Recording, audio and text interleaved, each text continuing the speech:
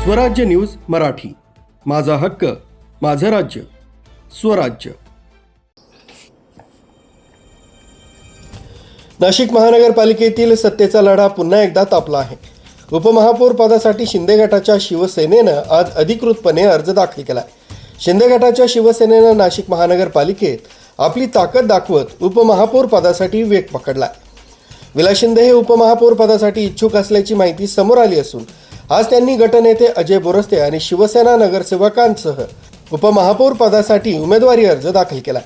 याआधी मंत्री गिरीश महाजन म्हणाले होते की महापालिकेत सत्ता दाखवण्याची गरज नाही। भाजपने शिंदे गटाच्या शिवसेनेला सरकारमध्ये सहभागी करून घेण्याचा प्रस्ताव दिला होता, मात्र त्यानंतर शिंदे गटानं उपमहापौर पदासाठी स्वतंत्र अर्ज दाखल करून आपली भूमिका मोकळी केली आहे। अजय बोरसे यांनी यावेळी प्रसार माध्यमांना प्रतिक्रिया दिली।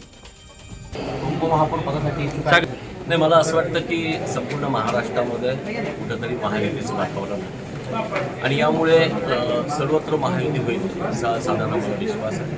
माननीय एकनाथ शिंदे साहेबांकडे पण तशा अपेक्षा व्यक्त केल्या आणि त्यामुळे उपमहापौर पदासाठी आमच्याकडनं विलासअण्णा शिंदे आणि फडणवीस अर्ज दाखल केलेला आहे।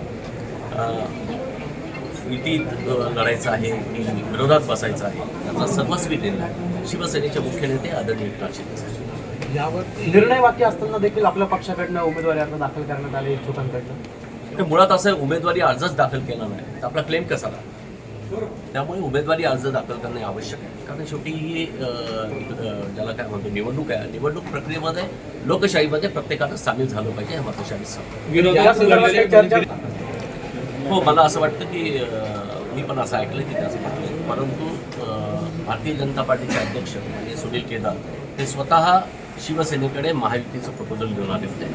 महायुती झाली पाहिजे आणि या संदर्भातली बैठक इकडे तिकडे नाही तर ते शिवसेना कार्यालयात आले आणि महायुतीचे प्रमुख घटक असलेले राष्ट्रवादी काँग्रेसचे अध्यक्ष रंजन ठाकरे सुद्धा त्या ठिकाणी होते, आमचे अध्यक्ष प्रवीण तिदमे होते आणि त्यांनी स्वतःहून सांगितलं की महायुती व्हायला पाहिजे।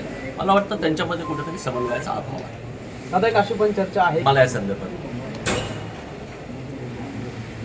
मी मगाशी पण सांगितलं की शिवसेनेतले सर्व निर्णय शिवसेनेचे मुख्य नेते माननीय एकनाथ शिंदे साहेब घेतात। शिवसेनेत आदेश चालतो आणि आदेश येईल त्या पद्धतीनं जर आम्हाला साहेबांनी सांगितलं की XYZ व्यक्तीनं लढायचं आहे तर ते लढतील, त्यांनी सांगितलं आम्हाला विड्रॉल आहे तर विड्रॉल होईल। यात असं शिंदे नाही, आम्ही आमचे जे वरिष्ठ आहेत दादासाहेब भुसे असतील, शिंदे साहेब असतील आणि सुभाष कांदे असतील त्यांच्यामार्फत एकनाथ शिंदे साहेबांकडे मेसेज दिला आणि मान्य साहेबांच्या पर्यंत हा मेसेज पोहोचला आहे की आम्ही फॉर्म भरतो। आता काही चर्चा सुरू आहे, चर्चेला आता सुरुवात होऊ शकते। तुम्हाला या फॉर्म भरणार आहात चर्चा होणार बैठक वगैरे?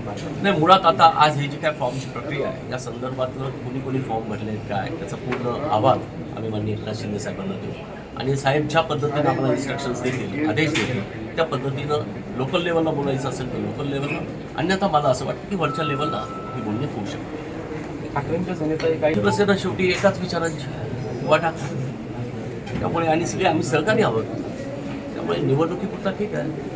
तेही वंदनीय बाळासाहेब ठाकरेंचीच बाईक आहे, त्यामुळे काही होऊ शकतं, राजकारणात काही होऊ शकतं।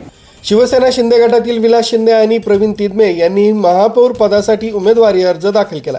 त्यामुळे नाशिक महानगरपालिकेतील सत्ता संतुलनावर याचा काय परिणाम होणार याकडेच आता सर्वांचं लक्ष लागलंय।